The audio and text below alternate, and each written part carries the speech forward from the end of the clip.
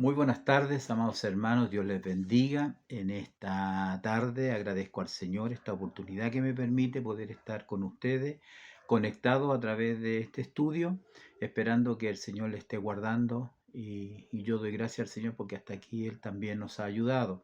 Gracias al Señor que podemos tener la oportunidad de hacer nuevamente este estudio que tiene por título La Alianza de Javín, un rey que vamos a mirar en la escritura, siguiendo con esta historia las conquistas que tuvo Josué en la tierra de Canaán. Hay que entender de que después de esta alianza con los gabaonitas, a lo cual tuvo que recurrir Josué para defenderlo, e inició las campañas hacia el sur, primero dividiendo el país en dos partes y luego atacando al sur. Batalla tras batalla, combate tras combate, casi sin descanso en realidad, para conquistar todo el sur de Canaán y luego el norte, que es la lección que vamos a ver ahora en el capítulo 11. Las conquistas al sur fueron en el capítulo 10 al final y las conquistas en los reinos del norte están en el capítulo 11. Así que vamos a orar al Señor para entrar de lleno a este estudio en el nombre del Señor Jesús. Padre Celestial, gracias le damos en esta hora. Nos permite, Señor, poder estar una vez más en las Escrituras, estudiando, comparando, aprendiendo, tomando lecciones para nuestra vida. Y te damos gracias, Señor, esperando que sea motivo de mucha bendición para cada uno de nosotros. Todo te lo pedimos, Dios mío, en el nombre de Jesús. Amén y amén. Bien, agradezco al Señor entonces esta oportunidad y vamos a dar lectura inmediatamente a este pasaje que el Señor nos tiene. Bien, la lectura entonces la tenemos en Josué capítulo 11, versículo 19 al 23. Capítulo 19 al 23. Vamos a respetar esta lectura bíblica, eh, pero desde el 16 vamos a leer hasta el 23. En el nombre del Señor Jesús.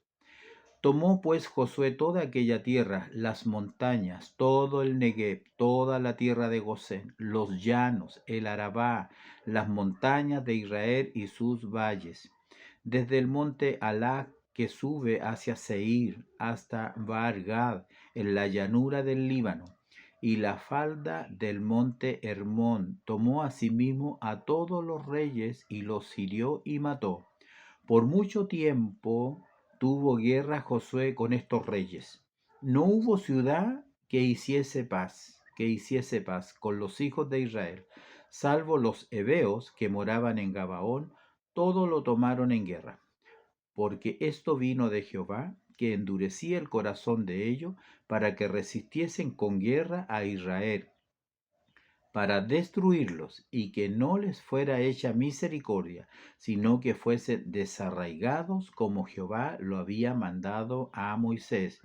También en aquel tiempo vino Josué y destruyó a los anaseos de los montes de Hebrón, de Debir, de Anab, de todos los montes de Judá y de todos los montes de Israel. Josué los destruyó a ellos y a sus ciudades. Ninguno de los anaseos quedó en la tierra de los hijos de Israel, solamente quedaron en Gaza, en Gat y en Asdod. Tomó pues Josué toda la tierra conforme a todo lo que Jehová había dicho a Moisés, y la entregó Josué a los israelitas por herencia, conforme a su distribución, según sus tribus, y la tierra descansó de la guerra. Amén. Bien, gracias al Señor, esa es la lectura.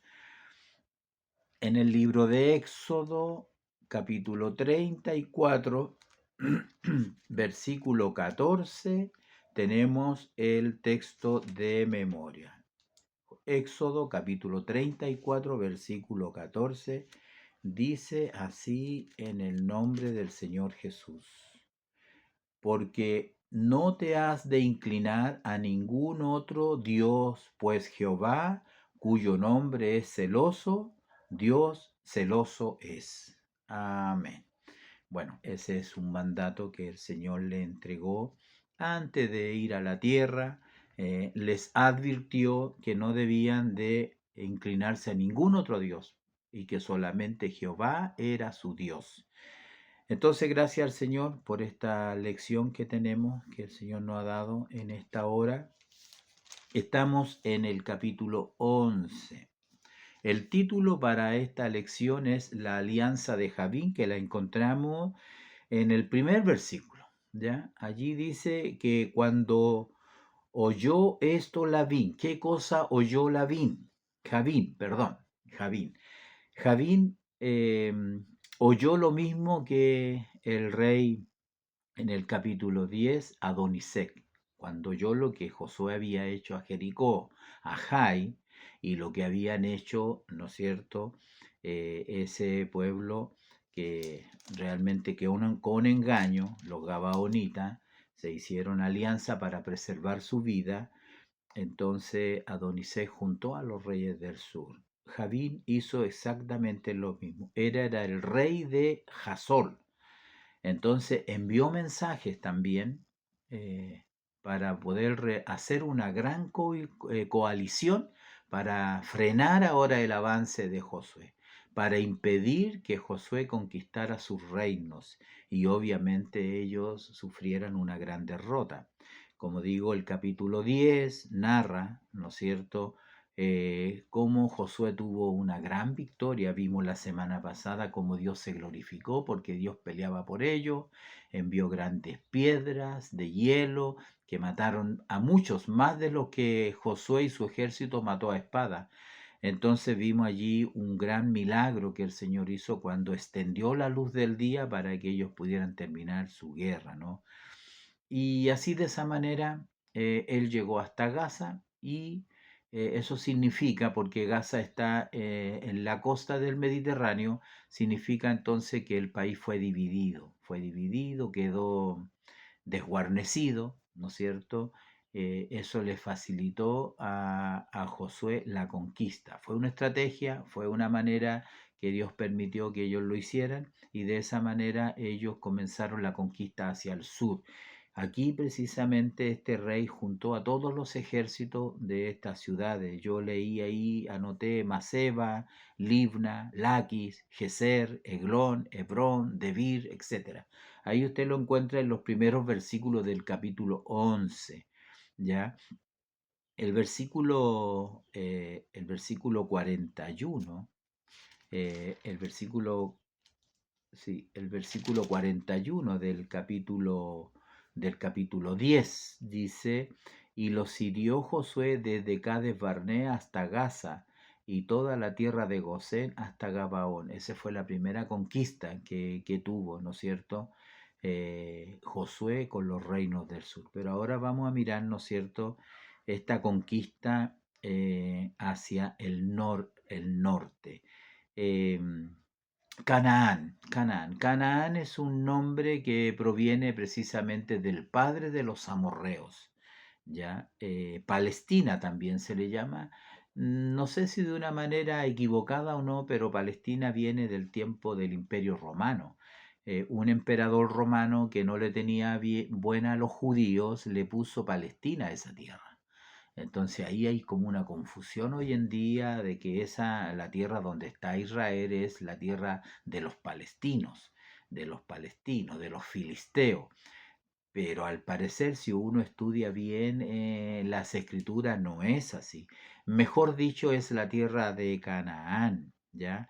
Canaán era la tierra de los cananeos, en donde también vivió Abraham y los patriarcas, Isaac, Jacob. Ellos siempre retornaron a esa tierra que en algunos mapas le llaman la media luna fértil, porque era una tierra muy fértil. Bueno, era la tierra que fluía leche y miel, que ellos por la cautividad de Egipto se ausentaron por más de 400 años, pero luego ellos salieron y volvieron a esa tierra que el Señor le había dado a Abraham. A Abraham el Señor le dijo, te daré toda esta tierra, a ti y a tus descendientes.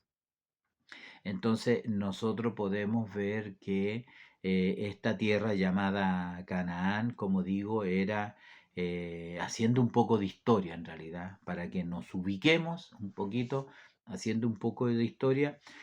Cuando los hijos de Noé, por ejemplo, comenzaron a separarse, ¿no es cierto? Comenzaron a poblar la tierra, porque tenemos que partir de allí, ¿no? ¿Ya? ¿No es cierto? Porque entendemos que antes de Noé, toda esa generación antediluviana murió por el diluvio. Entonces quedó Noé, su familia, sus 3 hijos, y de esos 3 hijos se pobló nuevamente la tierra. Bueno, entendemos que él tuvo 3 hijos, Sem, Cam y Jafet, ¿no es cierto? Son los hijos que tuvo Noé, y que los hebreos vienen del hijo llamado Sem, le llamaban también los semitas, ¿ya?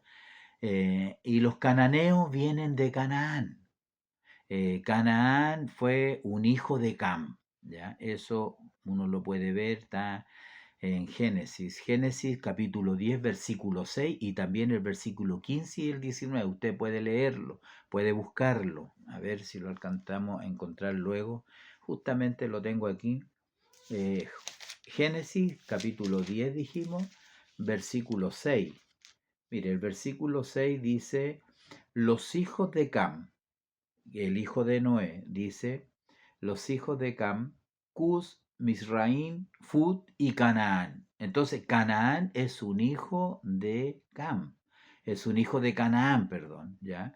Y el versículo 15 hasta el 19 dice, y Canaán engendró a Sidón, su primogénito, a Geet, al Jebuseo, al Amorreo, al Jerjeseo, al Ebeo, al Araseo, al Cineo, etcétera. En realidad, todo esto fueron las familias que eh, se dispersaron como las familias de los cananeos, y fue el territorio de los cananeos desde Sidón en dirección a Gerar hasta Gaza, y en dirección de Sodoma y Gomorra, Adma y Seboín hasta Laza. Estos fueron los hijos, ¿no es cierto?, eh, estos fueron los hijos de Canaán. Canaán, hijo de Cam, hijo de Noé. Entonces, entendemos ahora que todos los cananeos y todos los amorreos y todos los heveos, los jerjeseos, todos los que terminan en eo, eran hijos de un mismo padre y venían de Cam. Entonces, bueno, sin mencionar de que Cam fue el hijo que vio la desnudez de su padre y fue maldecido por su padre, fue maldecida su descendencia, en realidad especialmente en Canaán. De manera que eso es lo que tenemos nosotros hoy en día. Está guerreando Josué para arrebatarle su tierra por mandato divino. El título de la primera parte de esta lección dice la severidad de Dios con los pueblos cananeos. Entonces, aquí vemos estas guerras, ¿no es cierto? Y toda esta gente que muere a filo de espada, es porque el juicio de Dios ha caído sobre ellos. Ya en otras escrituras, en el Levítico, por ejemplo, encontramos que los cananeos, todas estas naciones, eran muy idólatras, eran realmente gente muy mala, perversa, idólatra en extremo, sacrificaban a sus hijos, eh, había una depravación sexual también. Y bueno, llegó el tiempo en que la maldad de los cananeos había llegado a la presencia de Dios, y Dios usa a Israel, usa al ejército, usa a Josué para exterminarlo y, como dice la escritura, para desarraigarlo, o sea, arrancarlo de la tierra. ¿Ya? Entonces es importante poder contextualizar en el momento en que nosotros estamos viviendo. En este caso, estamos acompañando a Josué en cada una de sus marchas, en cada una de sus campañas, ¿ya?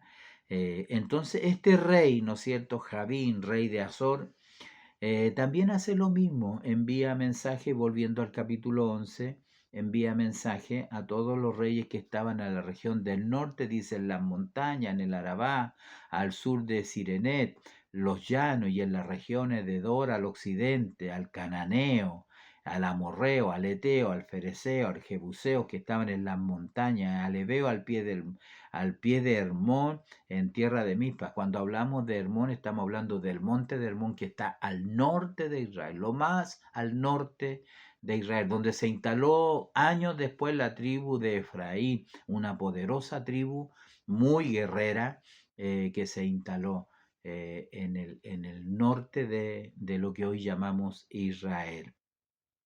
Todos estos reyes dice que se unieron y vinieron y acamparon unidos junto a las aguas de Merón para pelear contra Israel. ¿Ya? Este dice la escritura que era un ejército grande en extremo.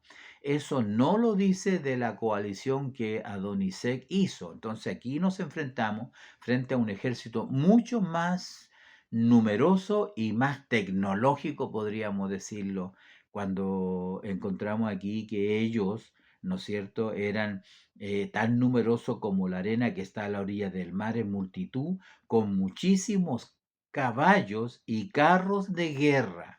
Aquí estamos, no sé si es la primera parte en la escritura que ya empieza a nombrar los carros de guerra, carros de combate. Entonces vemos que en este caso el ejército era muy numeroso. Es una de las diferencias que tenemos con respecto a la guerra o a la campaña que tuvo anteriormente contra los reyes del sur. ¿Ah? Pero nuevamente encontramos aquí en este versículo, en el 6 precisamente de la lectura, no de la lectura bíblica, sino del capítulo 11, dice, mas Jehová dijo a Josué, no tengas temor de ellos, porque mañana a esta hora yo entregaré a todos ellos muertos delante de Israel.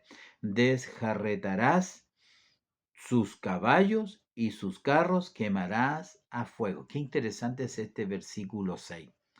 No solamente por la promesa que Dios le hace nuevamente a Josué, y le dice que no tenga temor de ello, porque a esta hora, desconozco cuál es la hora, pero sí cuando leo esta frase me hace recordar que a Josué en la batalla anterior le faltó horas, le faltó tiempo para poder terminar a sus adversarios, a sus enemigos, si no fueran por las piedras, que mataron mucho a más de lo que ellos pudieron matar a espada.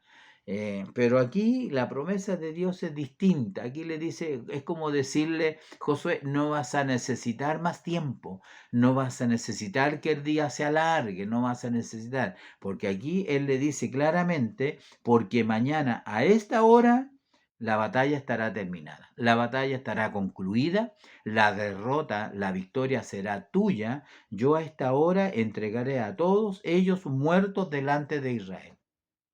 Entonces es interesante poder verlo de esta manera, porque tengo que adelantar que a diferencia de la batalla anterior, aquí no hubo un gran milagro, aquí no hubo algo como excepcional, aquí no hubo que el sol se detuviera o que cayeran piedras del cielo, aquí no hubo nada de eso. Aquí vemos que sí, obviamente que el Señor le dio una gran victoria. ¿Por qué? Porque nuevamente Dios pelea por ellos, ¿no? Entonces fue una quizá de las batallas más grande que él tuvo que batallar. El Señor a través de este, Dios le dio las fuerzas para ganar. Dios peleaba por ello. Sin duda alguna que su victoria se debe nuevamente a que el Señor tenía la intención de que ellos pudieran ganar esta victoria. Entonces vemos que desde el versículo 16, por ejemplo, nos vamos a adelantar de donde hemos dado la lectura, porque ellos mataron todo, ¿no? Y quemaron a fuego a esa gran ciudad. Dice, asimismo tomó Josué todas las ciudades de aquellos reyes y a todos los reyes de ella y los hirió a filo de espada y los destruyó como Moisés, siervo de Jehová, lo había mandado. Creo que también esa es una frase que se ha repetido ya en estos capítulos que hemos leído. Lo que hace Josué es todo lo que Moisés, siervo de Jehová, había mandado.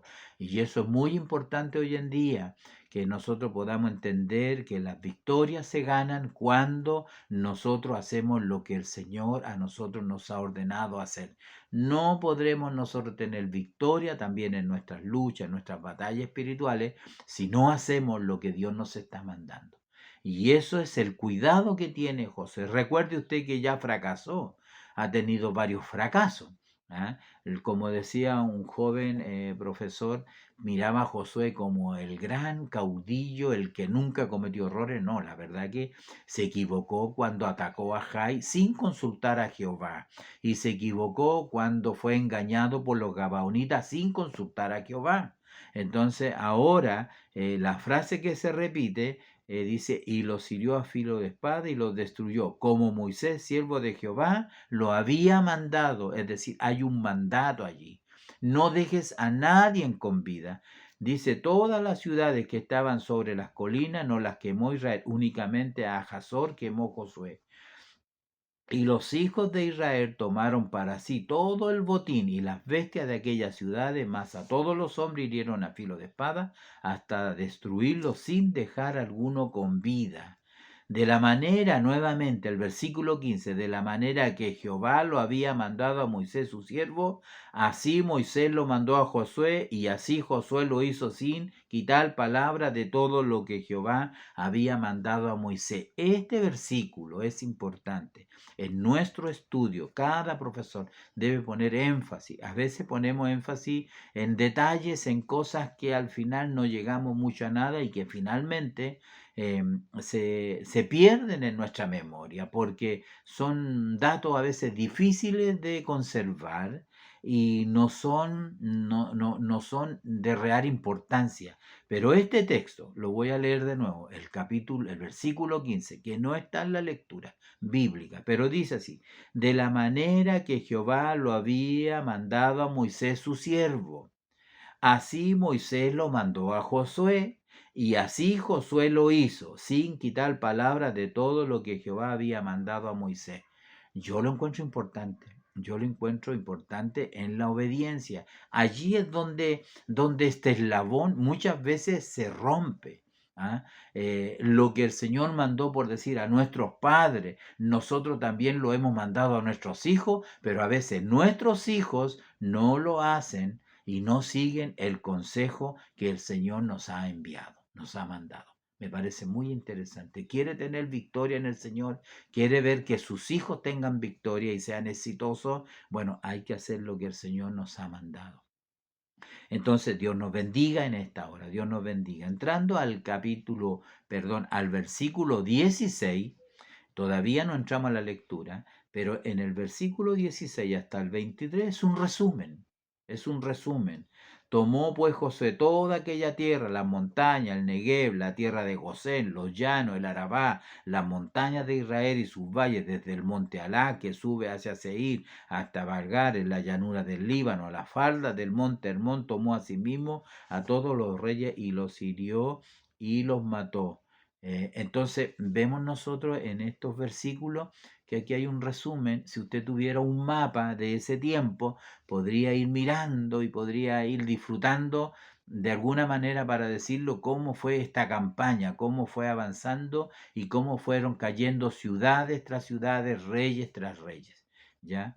En este resumen hay algo que es muy importante. En primer lugar, vimos que eh, eh, Josué tenía la promesa del Señor, ¿ya? No tengas temor de ellos. Yo mañana a esta misma hora los voy a entregar a todos ellos muertos delante de ti. Y con la misma estrategia, ¿ah? Seguro que Josué marchó rápidamente, porque el versículo dice, el 7 dice, recordamos que ellos se juntaron todos y acamparon en Merón para pelear contra Israel. Estos se acamparon unidos junto a las aguas. Las aguas en esa zona obviamente son importantes y acamparon junto a las aguas para aprovisionarse también, ¿ah? Porque siempre se necesita tener el alimento, conservar el agua para mantener un sitio, una guerra de pronto tan larga, de muchas horas, los hombres podrían fatigarse al no tener agua. Pero el versículo 7 dice, y Josué y toda la gente de guerra con él, o sea, todos con él, aquí no habían desertores. Y eso también es una lección para nosotros. Todos debemos estar en el campo de batalla, todos debemos estar hoy en día en la iglesia Si queremos tener victoria, unirnos como nos hemos unido, y dice nuestro obispo, en la oración por nuestros hermanos, por nuestros pastores, nuestra pastora en el norte, nuestro hermano que tuvo un accidente, y si nos unimos, ¿no es cierto?, en oración, nuestra pastora Mercedes en Maipú, en oración, hace que la iglesia sea verdaderamente el cuerpo de Cristo. Y en la guerra espiritual sucede exactamente lo mismo. No puede haber rivalidad en medio de nosotros. El texto dice que Josué y toda la gente de guerra con él. Lamentablemente en muchos lugares hay hombres que, como diríamos en el mundo, atornillan para el otro lado en realidad. Están siempre criticando, siempre, ¿no es cierto?, juzgando, siempre dudando, y eso le hace un tremendo daño a la obra de Dios, ¿ah? A la obra del Señor. El Señor el jueves nos hablaba acerca del hombre contencioso, el hombre que cause divisiones, tenlo por gentil, porque siempre van a haber. Pero aquí el éxito también depende de la unidad del cuerpo militar. Por eso que el texto lo dice, y Josué y toda la gente de guerra con él vino de repente contra ellos junto a las aguas de Merón, donde ellos estaban acampados. Es decir, nos muestra que hubo sorpresa, nos muestra que ellos nuevamente tuvieron, no lo dice, pero nuevamente tuvieron que caminar, nuevamente una marcha forzosa para caer sorpresivamente. Aquí dice, vino de repente, pero eso es sorpresivo. Ellos no se lo esperaban, ¿ya? Entonces, nosotros podemos ver que en este caso la victoria radicaba también precisamente en esta sorpresa, ¿no? Entonces, qué importante es poder ver esta batalla, que el Señor le dio una tremenda victoria a Josué, ¿ah? A Josué. Lo otro interesante también en este texto es lo que dice el versículo 19 y 20, ¿ya? El 19 dice, no hubo ciudad que hiciese paz con los hijos de Israel, salvo los heveos que moraban en Gabaón, todo lo tomaron en guerra, es decir, les arrebataron su tierra, destruyeron su reino, destruyeron su idolatría, destruyeron su sistema religioso, los hicieron borrar del mapa. Ese era el propósito y el plan de Dios. El plan del Señor era eso en realidad. Dice el versículo siguiente, dice el texto que Dios endurecía el corazón de ellos. ¿Por qué? Con el único fin de destruirlo y desarraigarlo de la tierra. Así lo dice el versículo 20 de esta lectura bíblica ya, ¿no? Dice, porque esto vino de Jehová, que ellos tomaran todas las cosas a través de la guerra, ¿ya? Que no hubiera paz. Entendemos todavía, al menos en lo personal yo entiendo, que la alianza con Gabaón fue un error, ¿ya? Fue una desobediencia también. No era el propósito de Dios con todos los cananeos. No había excepción, no había excepción. Dios no dijo, ¿no es cierto?, como en el caso de Rahab, que Rahab es un caso muy distinto a los gabaonitas. Quiero que quede como claro, porque Rahab se convirtió en realidad. Gabaón tuvo miedo por su vida y a través de engaño, mentira, fraude, engañaron a Josué. Rahab fue lo más sincero de su corazón. Ella entendió que no había otro Dios como el Dios de los hebreos. Y ella llegó a decir que ese Dios era Dios arriba en los cielos y era Dios abajo en la tierra. ¿Ya? Entonces ella vino con arrepentimiento. Entonces Josué, cuando destruye Jericó, dice, mátenlos a todos, por decirlo, menos a Rahab. Procuren que ella y su familia, los que estén en esa casa, salven con vida, ¿ya? Aquí podemos ver que todo lo que respiraba, ellos lo mataron. Todo lo que había vida en ello, todo lo eliminaron, a los hombres, a las mujeres. No dice de los niños, pero todo, completamente todo. no era, alguien podría decir quizás quedaron las mujeres. Hay algunos pasajes que se conservan las mujeres, pero hay que entender el contexto.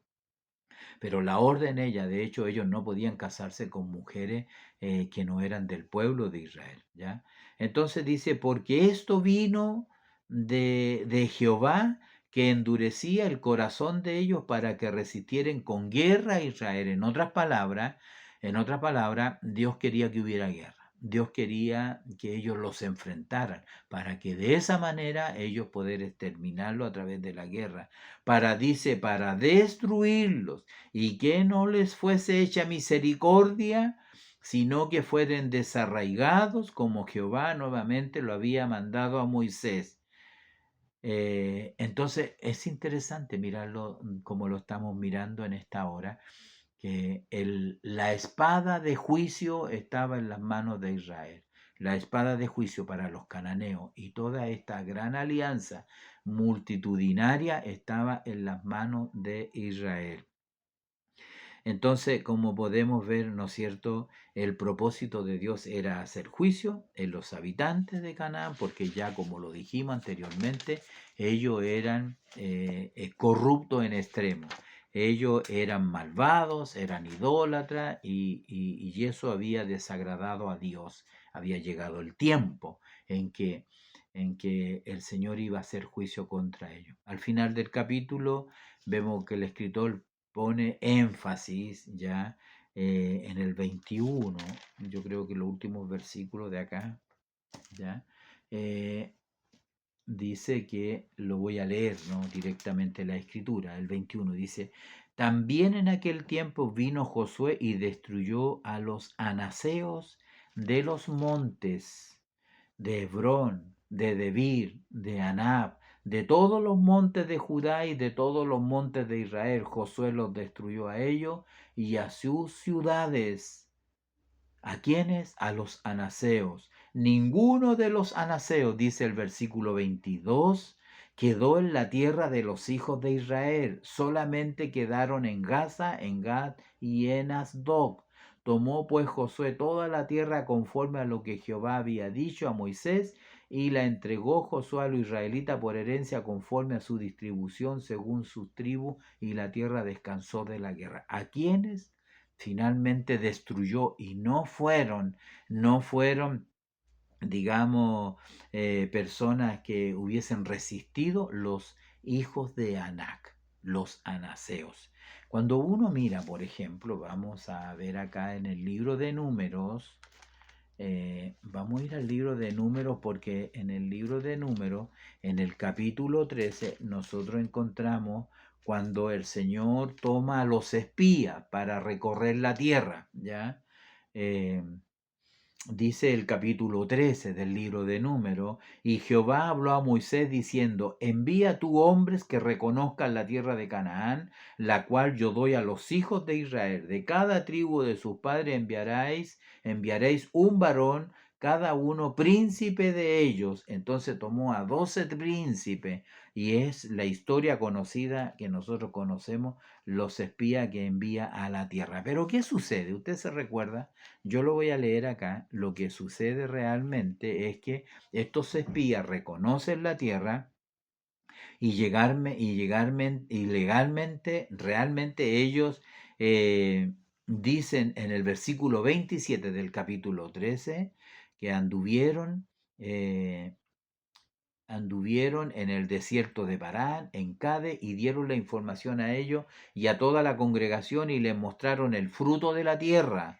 Y les contaron diciendo, nosotros llegamos a la tierra a la cual nos enviaste, la que ciertamente fluye leche y miel, y este es el fruto de ella. Mas el pueblo que habita aquella tierra es fuerte, y las ciudades son grandes y fortificadas, y también vimos allí a los hijos de Anac, a los anaseos. El informe que dieron ellos, dice la escritura, que ellos vieron que el pueblo que vivían ellos eran hombres de gran estatura. El versículo 33 dice, y también vimos allí a gigantes, los hijos de Anac, raza de gigantes, y éramos nosotros a nuestro parecer como langostas, y así les parecíamos a ellos. Israel tuvo miedo.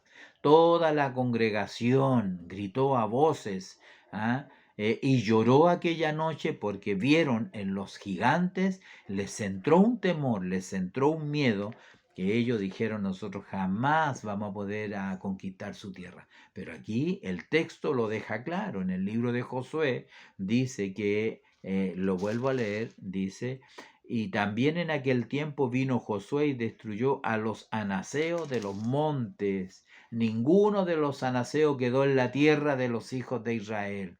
Entonces, es interesante mirar y ver lo que antes les produjo tanto miedo, tanto pavor. Hoy en día, con la ayuda de Dios, ellos arrasaron con estos gigantes. No fue ningún impedimento para ellos poder vencer esta gran batalla. Una tremenda lección para nosotros, porque los gigantes de ayer, los temores de ayer, que muchas veces atrapan al creyente, al cristiano, hoy en día con el Señor, en el nombre del Señor, como dijo David: tú vienes a mí con lanza, jabalina, con escudo, con armas, más yo voy a ti en el nombre de Jehová de los ejércitos. Y tomó la onda, ¿no es cierto?, y una piedra del morral y se la tiró al gigante. Y ese gigante, que representa muchas veces todas las dificultades que nosotros tenemos, lo vemos caer, lo vemos desplomarse. Entonces, gracias al Señor, este énfasis que pone en el capítulo 11, que estamos mirando al final del capítulo, nos debe dejar a nosotros una tremenda lección y llenarnos de ánimo, y llenarnos, ¿no es cierto?, de entusiasmo por último, y llenarnos de valor, porque eso nos sucedió la semana pasada. Porque ¿tiene usted un Dios como Josué? ¿Tiene usted un Dios que, como Josué oró, se detuvo el sol o la tierra, como usted pueda verlo o mirarlo, que ya lo analizamos la semana pasada? Tiene un Dios, ¿no es cierto?, como los discípulos, que cuando calma la tempestad, el viento y las olas, dicen: ¿quién es este que aún el mar y los vientos le obedecen? ¿Tiene un Dios así usted como lo tuvieron ellos? Entonces, cuando uno entiende que es el mismo Dios, es el mismo poder, entonces uno debe de llenarse de confianza en el Señor. Esto nos lleva a concluir, como digo, que el miedo que tenían esos hombres, esos gigantes, ahora en esta campaña no fueron rivales para el ejército de Josué, que lo dirigía el Señor, ¿ya? Entonces Dios nos bendiga en esta hora. Ha avanzado el tiempo y quiero hacer algunos comentarios de la segunda parte, porque la segunda parte dice: Dios traerá juicio sobre el mundo. Entonces, cuando tomamos esta ilustración de cómo el Señor, ¿no es cierto?, es severo con los pueblos de Canaán y los extermina completamente, nos hace pensar que algún día Dios también traerá juicio sobre la tierra. Alguna vez lo hizo, varias veces lo ha hecho. En realidad, ya comentamos acerca de Noé, el diluvio, que Noé fue el sobreviviente de un juicio que Dios hizo, porque Noé halló gracia en los ojos de Dios. Entonces, este pasaje nos muestra cómo Dios destruye al impío, cómo Dios, ¿no es cierto?, hace juicio, ¿ya? Dios, a la verdad, tiene un trato con el creyente, con el Hijo de Dios. Aquí, al final del pasaje o del expositor bíblico, que está bastante bien resumido, dice: la obra del Espíritu no puede ser estéril. Dios, dice, traerá toda obra a juicio, tal como lo hizo con los cananeos. Llegará el día en que Dios nos pedirá cuenta, pero no es lo mismo, hermanos amados. Nosotros, los hijos de Dios, los creyentes, el juicio de nuestras obras, de nuestros pecados, fueron clavados en la cruz del Calvario, y Él nunca más nos va a llamar a juicio. Lo que sí entendemos en realidad, que el creyente tendrá que responder algún día en el tribunal de Cristo, que no es un tribunal para condenación. El tribunal de Cristo, una vez que usted lo lee en la Escritura, es un tribunal para dar recompensa o pérdida de recompensa, ¿ya? Eso debe, no voy a profundizar más en el tema, porque si no nos iríamos a otro tema en la Escritura. Pero realmente el tribunal de Cristo, allí estaremos los creyentes delante del Señor, ¿ya? Pero también tiene un trato con el mundo gentil, el impío, el incrédulo, el que rechaza el amor de Dios. ¿ah? Eh, con Él sí tiene un juicio pendiente. Todos aquellos que mueren sin el Señor, que mueren como enemigos de Dios, que rechazan la bondad de Dios, el amor de Dios, el sacrificio de Jesús, porque no se puede ir al cielo sino a través de Jesús y a través de su sangre expiatoria, a través de su justificación. Hay que creer en Él, confesar nuestros pecados, alcanzar la salvación, y Dios no nos mira como personas pecadoras, sino como personas justas. No porque seamos justos nosotros, sino porque la justicia de Dios en Cristo Jesús se nos adjudica a nosotros. Cuando Dios nos mira y mira al salvado, lo mira como que si nunca hubiese pecado. Y Jesús carga sobre sí el pecado de todos nosotros. Esa es doctrina cristiana que nosotros la creemos firmemente. De ahí para adelante comienza una obra de santificación que no está exenta de errores y de fallas, de debilidades y, por qué no decir, de pecado, que inmediatamente el Espíritu de Dios nos hace confesar y enmendar nuestros pasos y nuestros caminos. Si aún así, dentro de nuestra vida, no alcanzamos a arreglar, no alcanzamos a pagar una deuda, a pedir un perdón, tendremos que enfrentar el tribunal de Cristo. Pero los impíos, los que, como digo, los que no creen en Dios, los que se rebelan a Dios, que tienen un corazón malo y perverso, que odian a Dios, como esta gente, como estos cananeos, que odian a Dios y su santidad, algún día lamentarán su error cuando los que estén muertos van a ser resucitados para estar frente al juicio del gran trono blanco, solamente para oír la sentencia de muerte. Se van a abrir los libros, el libro de la vida, y verán que su nombre no está allí, el libro de las obras, y verán todo lo malo que fueron durante su vida mientras estuvieron en el cuerpo. Entonces solamente encontrarán y solamente escucharán la sentencia que será por los siglos de la condenación eterna.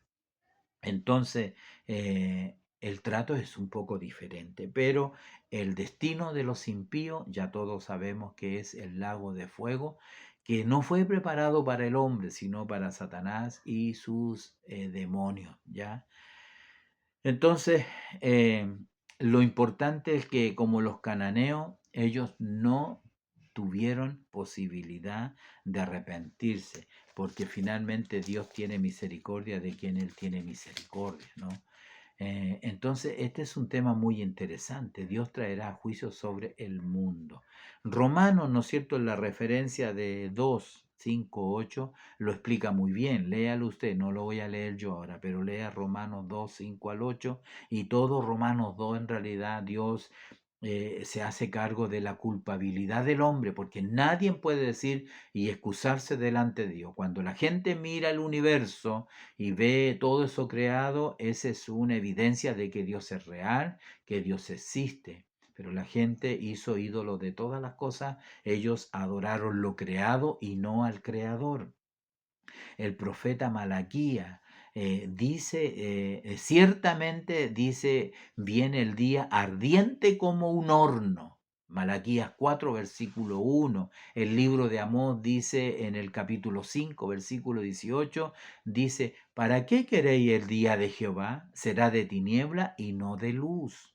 Cuando Dios venga a la tierra a hacer juicio, dice que sus ojos serán como llamas de fuego, y su lengua será como una espada para herir con ella las naciones.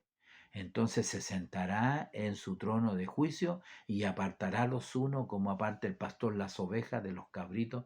Mateo 24, Mateo 25, no habla de la iglesia, habla de Israel y de los habitantes que estén en ese momento cuando el Señor venga en majestad y gloria, donde todo ojo le verá y la gente dirá, escondernos de aquel que viene en las nubes. Entonces hay un día de juicio sobre el mundo, donde creemos nosotros la iglesia ya no estará. La iglesia estará con el Señor y vendrá con Él. Entonces no hay que confundir de pronto también cuando el Señor viene para arrebatar y llevarse a su iglesia, y cuando el Señor viene para hacer juicio a las naciones. No es que existan dos venidas como se nos acusa a veces, es un solo evento. es como hablar, ¿no es cierto?, de el Señor vino a la tierra, pero sucedieron muchos eventos. Él nace en Belén, él inicia su ministerio, él es bautizado en el Jordán y él muere en la cruz del Calvario, pero es un solo evento. Entonces, es importante que nosotros podamos, ¿no es cierto?, entender lo que las escrituras a nosotros nos enseñan. En el mundo del creyente hoy en día, lamentablemente, a veces hay mala interpretación de la escritura. En los minutos que me quedan, trataré de demostrar que es muy parecido a lo que sucedió en el tiempo de los cananeos, como ilustración, lo que va a suceder al final del tiempo, los que rechazan el amor de Dios, ¿ya? Porque esta mala interpretación de la escritura han llevado a que los cristianos a vivir relajados, con un evangelio muy light, porque creen que Dios es un Dios de amor y es imposible que condene al hombre. Y creyendo aún que viviendo de cualquier manera, ellos finalmente igual van a ser salvos. ¿Ah? Antes se decía, yo me acuerdo cuando llegué a la iglesia jovencito, alguien hablaba, ¿no es cierto? Porque entendiendo que en la gran tribulación va a haber una gran multitud que se va a salvar, ¿no? En todas las dispensaciones, en todos los tiempos hay un tiempo de gracia, hay un paréntesis de salvación. Nosotros estamos en el paréntesis de la gracia. Nosotros estamos en el paréntesis. Lot también tuvo un paréntesis de gracia. Noé tuvo un paréntesis de gracia. Pero todos fueron juicios de Dios, ¿ya? En este tiempo va a suceder exactamente lo mismo al final. ¿Ya? Entonces me acuerdo que decían, si no me voy en la primera, me voy en la segunda. Yo entendía lo que se quería decir, que si el Señor viniera y el rapto fuera hoy y yo me quedara, iba a tener una posibilidad después de que el Señor se llevara al papá, a la mamá, al esposo, a la esposa, de tener una posibilidad de arrepentirme verdaderamente y que el Señor iba a tener misericordia y yo iba a ser, ¿no es cierto?, de esos dejados atrás como alguien creó una película, ¿no? Y que no íbamos a salvar, pero ahora iba a ser a costa de nuestra propia sangre, de nuestro sacrificio, de nuestro martirio, pero no es así. Si bien es cierto, va a haber una multitud tan numerosa, como dice el ángel a Juan, de todo pueblo, tribu y nación, y vienen vestidos con ropas blancas, ¿ya? Pero esos, ninguno de ellos fue los que tuvieron en el tiempo de la gracia de haber aceptado a Jesús como su Salvador. Y le va a suceder a todos los que queden, que lo van a lamentar por el resto de su vida y el resto de su eternidad, lo van a lamentar porque habiendo tenido tan cerca la salvación, habiendo escuchado tantos mensajes llamados de Dios, del amor de Dios, rodeado por el amor de Dios, nunca se preocuparon de su salvación con temor y temblor. Nunca, nunca. Por eso les quiero leer aquí en Segunda de Tesalonicense. Anótelo usted en su Biblia allí. No voy a recomendar que usted raye su Biblia. Yo tengo una Biblia de estudio que sí tengo apunte allí y cosas, la uso para eso en realidad. Tesalonicense, capítulo 2. Habla del día del Señor y el hombre de pecado, ¿ya? Entonces, en esta escritura que nosotros vemos acá, está hablando acerca de que el Señor va a venir en majestad y gloria, pero no va a venir antes de que venga o aparezca el hombre de pecado. La apostasía se manifiesta en el mundo, pero este hombre de pecado dice que cuando el Señor aparezca, el versículo 8 dice, y entonces se manifestará aquel inicuo a quien el Señor matará con el espíritu de su boca y lo destruirá con el resplandor de su venida. Estoy hablando de la venida de Dios en majestad y gloria, y gloria. Hace un análisis, dice, este inicuo cuyo advenimiento es por obra de Satanás, con gran poder engaña, con todo engaño e iniquidad para los que se pierden, porque el hombre que se pierde va a ser engañado finalmente, especialmente los que han tenido conocimiento del Evangelio. ¿Ya? dice que con todo engaño de iniquidad para los que se pierden, por cuanto no recibieron el amor de la verdad para ser salvo. Toda persona que habiendo tenido conocimiento del Evangelio, del amor de Dios y del sacrificio de Cristo Jesús, que murió por ello, pero no lo aceptaron, van a ser finalmente engañados, como muchos hay hoy en día en las iglesias. Están siendo engañados para vivir una vida en que no tienen una comunión con el Señor. No han confesado, siguen viviendo en su pecado, hay pecados ocultos, no tienen temor de Dios y creen aún así que ellos se van a salvar. Pero no, lo cierto es que están siendo engañados. Eso es lo que dice este versículo. Para todos los que se pierden, por cuanto no recibieron, no aceptaron el amor de la verdad para ser salvos. En otras palabras, rechazaron el amor de Dios, rechazaron a su Hijo Jesús y tienen por inmunda la sangre del nuevo pacto. Por esto Dios, estoy leyendo en Tesalonicenses, segunda de Tesalonicenses, capítulo 2, y estoy leyendo ya el versículo 11.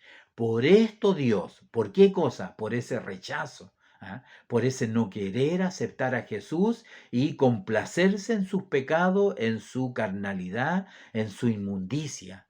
Dice, por esto Dios les envía un poder engañoso para que le crean a la mentira. Oiga, esto es increíble en realidad. ¿No es eso lo que le pasaba, no es cierto, a los habitantes de Canaán? ¿No es eso que Dios puso en ellos la dureza en sus corazones para que resistieran a Israel con el único propósito que Israel los aplastara y los aniquilara?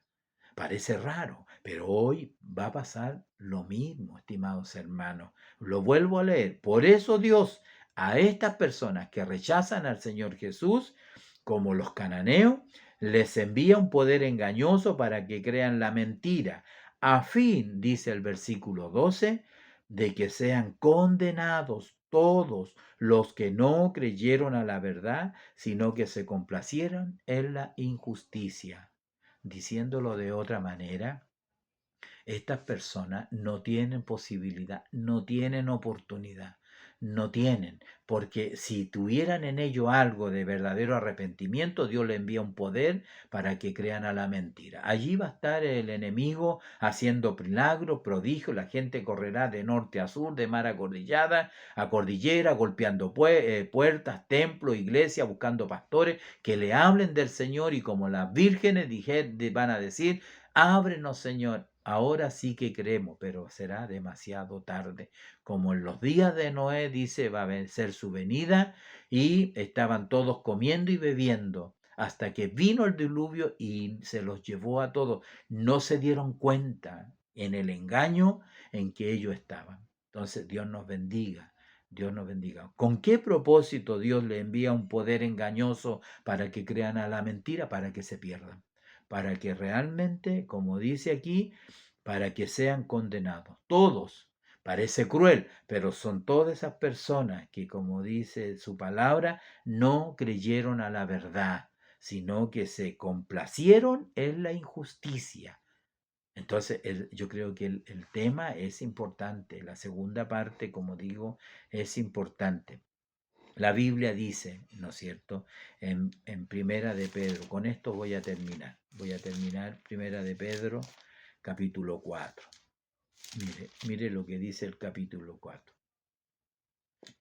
Del versículo 17 voy a leer. Dice, porque es tiempo de que el juicio comience por la casa de Dios, y si primero comienza por nosotros, ¿cuál será el fin de aquellos que no obedecen al Evangelio de Dios? El juicio comenzará por el altar, por nosotros, los que ministramos, los que hablamos del Señor. Y si el justo con dificultad se salva, ¿dónde aparecerá el impío? Así dice la palabra del Señor. ¿Dónde va a estar el impío? ¿Ya? De modo, y si el justo con dificultad se salva, ¿en dónde aparecerá el impío y el pecador? Entonces, como este tema nos ha hablado, Ojalá Dios nos ayude y nos bendiga. Nosotros estamos llamados a hacer luz en medio de las naciones. Nosotros estamos siendo llamados a vivir una vida de santidad en medio de una generación mala y perversa que tiene los días contados. Llegó el tiempo en que el juicio de Dios cayó sobre los cananeos, gente impía e inmoral. Llegará el tiempo en que el juicio de Dios caerá sobre este mundo entero, pero el Señor sabrá librar a los suyos. Que el Señor nos bendiga. Hasta aquí voy a dejar este estudio, esperando que el Señor nos siga bendiciendo para hablar y seguir hablando de conquista para la semana pasada. Que Dios les bendiga, mis amados pastores, mis pastoras, amados hermanos también en la iglesia local, bueno, donde quiera que Dios permita que este humilde estudio de la palabra del Señor pueda ser escuchado, sea de mucha bendición para su vida. Dios les bendiga para la gloria de Dios. Amén.